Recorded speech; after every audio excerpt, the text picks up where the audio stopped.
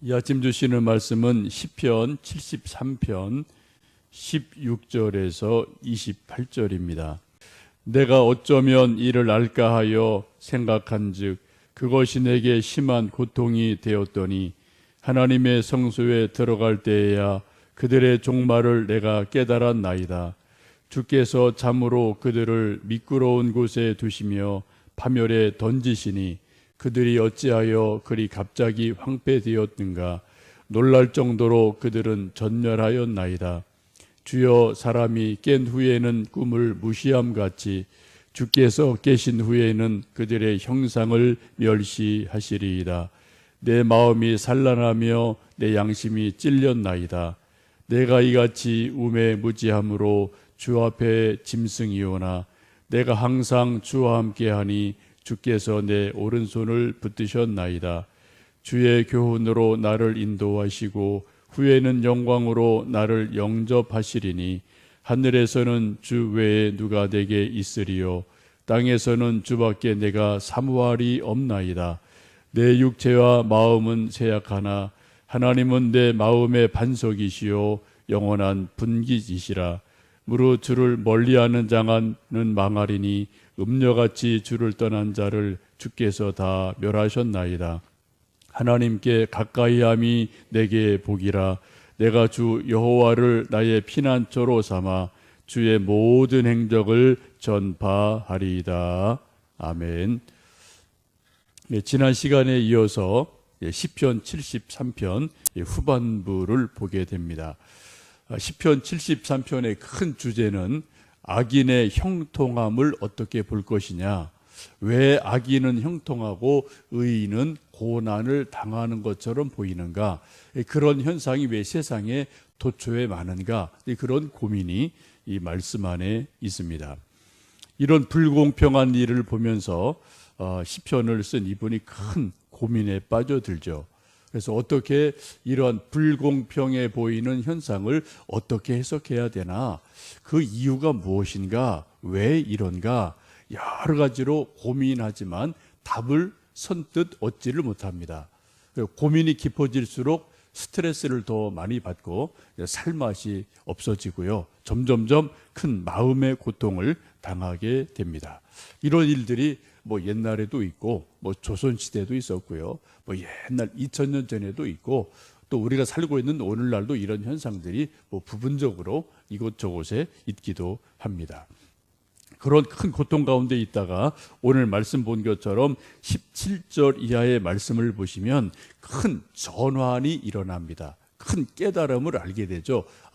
왜 그런가, 그 실상이 무엇인가를 분명히 알게 되는 일이 일어납니다.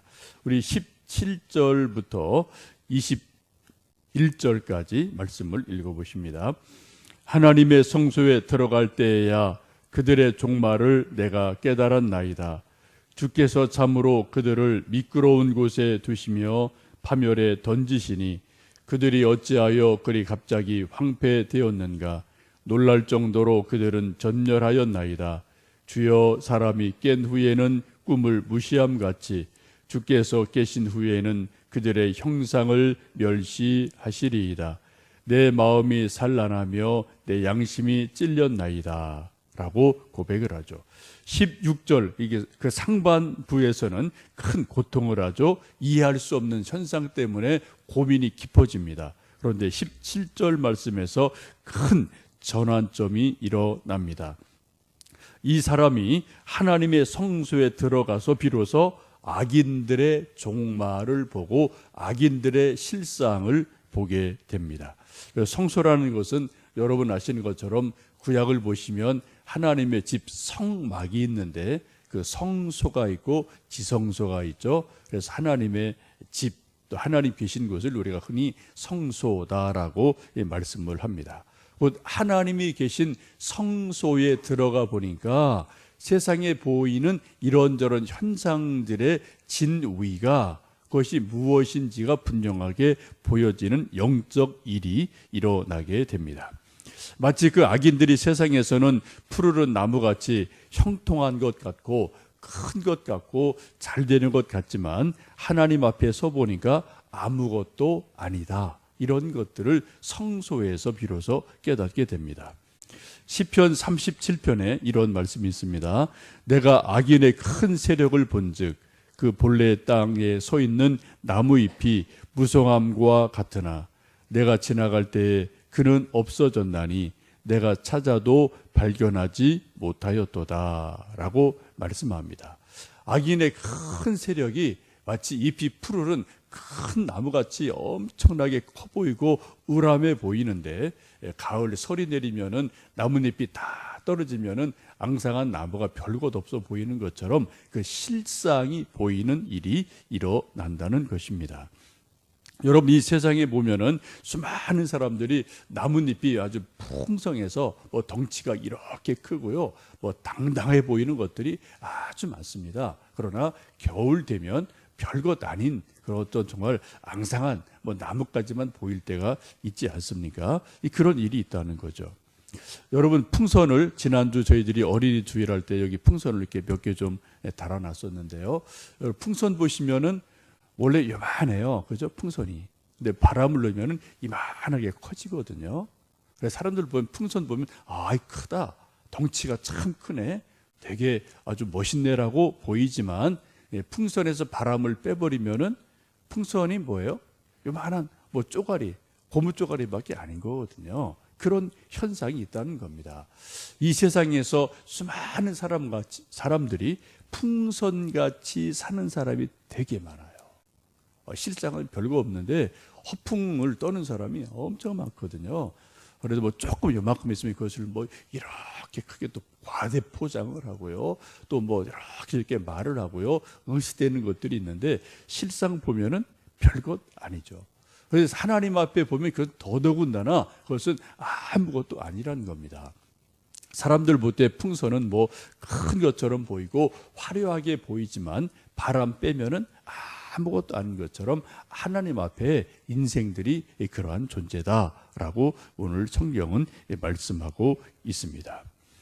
여러분, 이 세상에서 돈 좀 많은 사람, 권력 좀 있는 사람, 힘 좀 있는 사람들, 그런 사람들 되게 당당해 보이죠. 어깨에 힘을 넣고요, 그리고 말도 아주 강하고 또 폼도 많이 잡고 이런 일들이 주변에 꽤 그런 사람들이 있어요. 근데 그런 것에 비해서 의인들, 정직하게 사는 믿음의 사람들은 왜소해 보일 때가 많습니다. 있어도 이게 딱 내놓질 않고요. 왜요? 겸손하기 때문에, 또 하나님의 것이기 때문에 자기 인간적인 자랑을 이렇게 잘 안 하게 돼 있어요. 믿음의 사람들은 본질적으로. 또 어떤 그렇게 있다 하더라도 조금 겸손함 이런 것들이 있게 됐죠. 근데 이런 것들이 허풍과 진실, 이런 것들이 하나님 앞에 서면은 실상이 완전히 보이게 된다. 그런 말씀으로 이 말씀을 보시면 좋겠습니다. 풍선 안에서 바람이 빠지면 아무것도 아니지만 금덩어리는 조금만 해도 금은 진짜 금이고요, 이거는 영원히 가는 거거든요. 풍선은 아무것도 아니에요. 있는 것처럼 보이나 아무것도 아니에요, 결국은요. 그러나 금덩어리는 아주 작게 보여도 이것은 불을 지나도 물을 지나도 언제 어디서나 이것은 금은 쪼가리가 작아도 금 덩어리인 것을 우리가 알 수가 있겠습니다. 우리가 최후 심판대 앞에 서면은 모든 인생들의 실상이 드러납니다. 그래서 그 인생이 풍선이냐, 작지만 정금같이 단련된 믿음의 사람이냐, 이것이 하나님의 심판대 앞에 분명하게 드러나서 풍선 같은 인생들은 뻥 터지면 아무것도 없는 거고요, 정금 같은 인생은 비록 작게 조그맣게 보여도 금덩어리 그대로 하나님 앞에 또 자기에게 자기 인생의 인격이 인정되는 그러한 일이 일어나게 됩니다. 20절 말씀 보시면은 그렇게 말씀하죠. 주여, 사람이 깬 후에는 꿈을 무시함 같이 주께서 깨신 후에는 그들의 형상을 멸시하시리이다 라고 말씀합니다. 우리가 흔히 하는 말, 일장춘몽이라는 말이 있습니다. 우리 많은 어른들이 쓰셨던 말이고, 이건 정확하게 우리 인생을 해석하는 아주 중요한 단어이기도 하죠. 우리가 꿈을 꿀 때 봄볕에 이렇게 나르해서 잠깐 잠이 들었는데 잠깐 낮잠을 자는 사이에 막 일장춘몽을 봄 꿈을 막 꾸는 거죠. 그래, 가난했던 사람이 의리의리한 집에 살고요, 화일을 뭐 수백 명 거느리고 뭐 떵떵거리고 살고 뭐 산의 진미를 먹고 뭐 정승이 되고 막 그런 신나는 꿈을 막 꿨어요. 그래, 너무너무 좋았어요. 근데 지나가던 사람이 발로 툭 잡고서는 잠이 벌떡 깼어요. 깨보니까 뭐예요? 말 그대로 일장춘몽이에요. 그냥 꿈속에서 그냥 막 혼자 좋아하다가 눈 딱 떠보니까 현실 역시 뭐 그냥 현실은 현실이고 모습은 모습이고 또 뭐 이래야 되고 이래야 되는 거고 이런 일이 있지 않습니까? 우리 인생도 길게 보면은 그렇다는 거죠. 하나님 보실 때는 우리 인생이 뭐 엄청난 것 같지만 모세의 말씀처럼 우리 인생이 70이요 강건하면 80이고 영원하신 하나님의 그 영원에 비하면 뭐 70, 80, 100년이라는 것은 아주 뭐 짧은 순간에 불과하기 때문에 일장춘몽이다라고 볼 수 있겠습니다. 고린도후서 4장 18절에 이런 말씀이 있습니다. 우리가 주목하는 것은 보이는 것이 아니요 보이지 않는 것이니 보이는 것은 잠깐이요 보이지 않는 것은 영원함이라 라고 말씀합니다. 우리 믿는 사람들이 정말 주목하는 것은 이 눈에 보이는 현상이 아니라 눈에 보이지 않는 영적인 세계에 이쪽에 우리는 더 많이 관심을 갖고 우리는 그쪽에도 무게를 두고 있습니다. 그래서 마치 사람이 꿈을 깨면은 잠에서 깨면은 꿈을 무시한 것처럼 이 악인들이 이 세상에서 떵떵거리고 푸르른 나무 같지만 그것도 하나님 보실 때는 하나의 꿈에 불과하다라고 말씀을 합니다. 이런 것을 깨닫는 순간 21절에 보시면 내 마음이 산란하며 내 양심이 찔렸나이다. 내가 이같이 우매 무지함으로 주 앞에 짐승 같습니다 라고 자기의 깨달음을 겸손하게 토로를 합니다.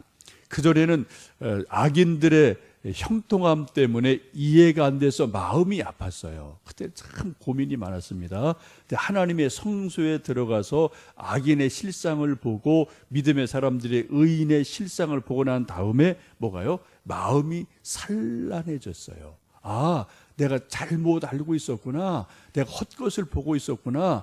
이것이 실상이 이렇구나라는 것을 깨닫는 순간에 양심의 찔림을 받습니다. 양심의 큰 깨달음을 얻게 되죠. 그리고 깨닫는 것이 무엇입니까? 아, 내가 참 우매한 존재구나. 내가 무지한 존재구나. 내가 하나님 앞에 내 지성이라는 게, 내 생각 수준이라는 게 짐승 수준에 불과하구나 라는 것을 깨닫게 됩니다. 여러분 정말 그런 것을 여러분 가끔 깨닫거나 느껴보신 적 있지 않나요? 내 딴에는 내가 뭐 지성이 높다, 내가 많이 알지, 내가 그래도 이런 거 저런 거 다 경험했지 했는데 하나님 말씀을 보고 또 기도를 하다가 또 어떻게 묵상을 하다가 하나님이 큰 은혜를 우리에게 주셔서 영적인 일을 좀 더 명료하게 깨닫는 그런 일도 우리에게 가끔 있거든요. 소위 뭐 천국을 잠깐 맛본다든지 사도 바울의 체험처럼 삼층천을 뭐 잠깐이라도 체험하든지 깨닫는 일들이 우리에게 일생에 몇 번은 그런 게 은혜로 주실 때가 있거든요. 그때 우리가 어떤 느낌을 갖습니까?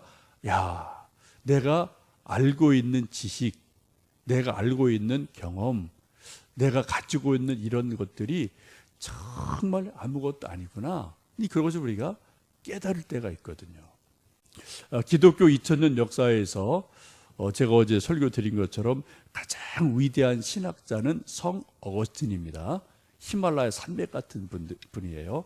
그 다음에 12, 3세기, 13세기 오면은 토마스 아퀴나스라는 분이 있어요. 이번에 가톨릭에서는 뭐 아주 거대한 정말 뭐 히말라야 산맥 같은 그런 분입니다. 이분이 하여튼 1000년 어간의 신학을 다 이분이 수렴해서 정리를 다 한 분이 토마스 아퀴나스라는 분이 있는데 뭐 책을 엄청나게 썼죠. 이분의 어떤 신학의 정리된 걸 가지고 이제 가톨릭 쪽에서 뭐 다 이제 어떤 신학들이 풀어나가는 그런 엄청나게 큰 분이 계세요. 근데 그분의 그런 일화가 있습니다. 그분이 나름대로 뭐 공부 많이 하고 뭐 학자고 신학자고, 그런데 이분 또 되게 이제 중세 시대까지 보면은 신학자들이 영성가가 많아요. 영적인 체험이 같이 있거든요. 지성만 있는 게 아니라 영적이게 같이 가거든요. 이분이 어떤 하나님의 큰 은혜를 깨닫고 나서 자기가 쓴 그 수십 권의 책이 아무것도 아니다, 이런 걸 깨닫게 돼요. 그래서 붓을 던져버립니다. 더 이상 책을 안 써요. 자기가 뭐 이러고 저러고 하나님에 대해서 쓰는 게 아무런 의미가 없다. 그래서 붓을 그냥 던져버리고 더 이상 책을 쓰지 않았다는 유명한 일화가 있거든요. 여러분, 우리가 알고 있는 지식, 우리가 알고 있는 어떤 경험, 우리가 가지고 있는 세상에 이런 것 저런 것, 세상에서 분명히 의미가 있고 뭔가 보이는 게 분명히 있습니다. 그러나 하나님 눈에서 봤을 때는 그것이 아무것도 아니라는 것을 우리가 알 수 있죠. 주일 저녁인가 제가 우연히 어린이날 그때 우연히 텔레비전 오랜만에 좀 봤어요. 계속 이제 뭐 이렇게 이제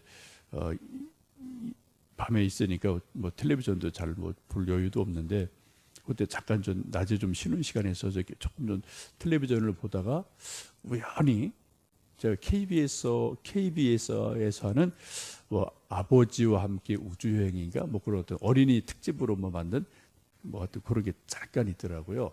아마 그분이 사진 작가 같은데 이제 아들이랑 호주 여기저기를 다니면서 어떤 자연을 찍고 이제 밤하늘에 어떤 우주 별들을 쫙 찍는데, 뭐 여러분 보신 적이 있지만 이 우주라는 것이 우리가 볼 때는 뭐 별 겨우 뭐 우리 용인에서도 뭐 북두칠성 보일까 말까 그 정도잖아요.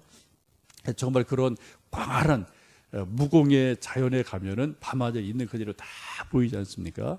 이제 카메라로 이분이 쫙 밤하늘을 여러 장소에서 찍는데, 와, 정말 별이 그죠? 뭐 수천억, 수백억, 우리가 헤아릴 수 없는 엄청나게 많은 그런 별들이 밤하늘에 있지 않습니까? 근데 우리 지구는 뭐예요? 이 태양계라는 것도 우주에서 아주 끄트머리고, 그죠? 이 지구는 뭐 태양계에서 또 아주 끄트머리에 있는 거고, 이 지구라는 게 정말 우주에서 보면은 뭐 먼지만도 안 한 아주 조그만 그런 곳에 불과하지 않습니까? 근데 그런 속에서 우리 또 인간들이 이 지구에서 다 뭐 이쪽 저쪽에 살면서 또 이러고 저러고 다투고 싸우고 하는 것을 보면은 이 우주 속에서 우리 지구라는 존재가 뭔지, 또 지구에서 나라는 존재가 뭔지 지극히 미미한 존재임에 틀림이 없죠. 오늘 한번 여러분 시간 되시면 뭐 TV 여기저기에 밤하늘 우주에 대해서 뭐 이렇게 한 그런 프로들이 여러 개 있을 겁니다. 한번 찾아보시면, 야, 우리 인간이라는 존재가 우주라는 속에서 어떤 존재인가 생각하면은 겸손해지는 게 있지 않나 싶어요. 하나님은 창조주 하나님이십니다. 천지를 창조하신 분이죠. 우리 이 땅만 창조하신 게 아니라 해도 달도 별들도 다 만드신 분이기에 그분의 보시기에 이 세상의 것은 지극히 작은 것임에 틀림이 없습니다. 그래, 이런 것을 지금 이분이 성소에 들어가서 비로소 이런 실상을 깨닫게 되면서, 아, 내가 얼마나 우매한 존재인지, 내가 무지한 존재인지 하나님 앞에 짐승 같습니다 라고 자기의 우매함을 깨달으며 탄식하는 모습을 볼 수가 있습니다. 여러분, 이런 일들이 분명히 일어나게 됩니다. 언제요? 최후의 심판대 앞에 서면은 모든 인생들이 지금 보는 것, 생각하는 것, 확신하는 결심들이 아무것도 아니라는 것들이 다 최후의 심판대 앞에서는 다 있는 것들이 다 노출이 되게 돼 있어요. 여러분, 세상에 있는 권력자들, 뭐 왕, 진시황, 하나님 앞에 가면 아무것도 아닙니다. 그냥 한 죄인에 불과해요. 그렇죠? 이 세상에 큰 자도 하나님 앞에 가면은 아주 작은 그런 뭐 죄인에 불과합니다.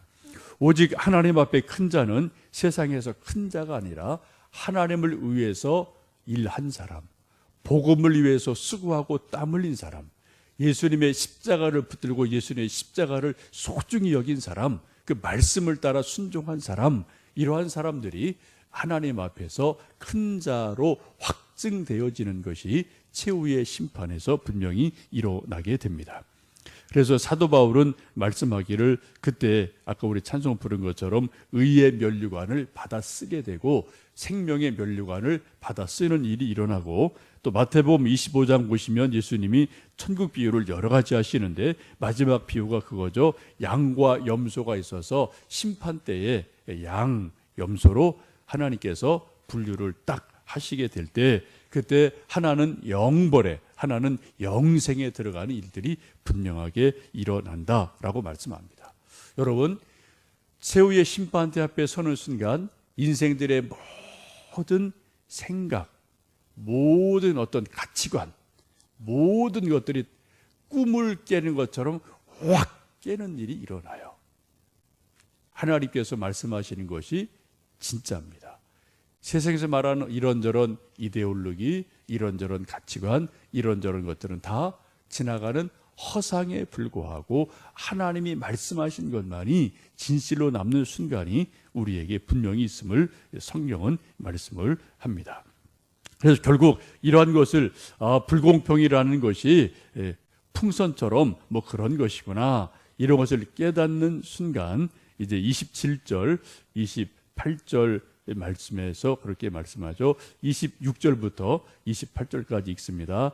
내 육체와 마음은 쇠약하나 하나님은 내 마음의 반석이시요 영원한 분기시시라. 무릇 주를 멀리하는 자는 망하리니 음녀같이 주를 떠난 자를 주께서 다 멸하셨나이다. 하나님께 가까이함이 내게 복이라. 내가 주 여호와를 나의 피난처로 삼아 주의 모든 행적을 전파하리이다. 주를 멀리하는 것은 결국은 망하는 길이고 하나님을 가까이 하는 것이 진짜 복이다. 다시 한번 깨닫고 하나님을 피난처로 삼고 믿음으로 살아가기를 다시 한번 다짐하는 그러한 말씀을 볼 수가 있습니다. 여러분, 진짜 복은 이 세상에 권력에 있지 않고요, 명예에 있지 않고요, 물질에 있지 않습니다. 그러나 우리가 이런 것을 무시해서는 아니죠. 필요한 거예요. 그러나 더 중요한 것은 그것이 아니라 하나님의 말씀이다. 십자가다. 하나님의 뜻을 따라 살아가는 것이다. 이것을 다시 한번 우리가 알 수가 있겠습니다.